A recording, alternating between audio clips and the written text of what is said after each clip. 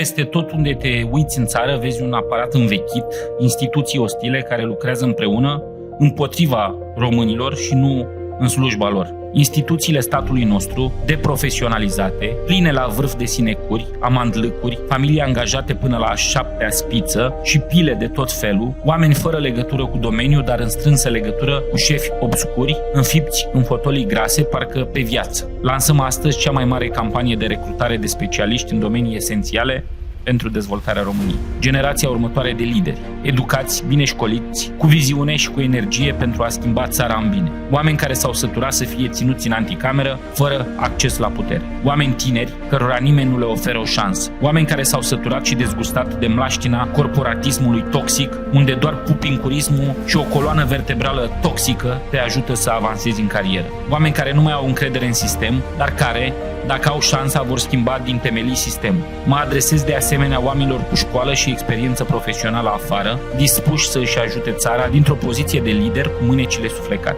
Veniți cu expertiza și experiența, iar noi ne angajăm să câștigăm alegeri.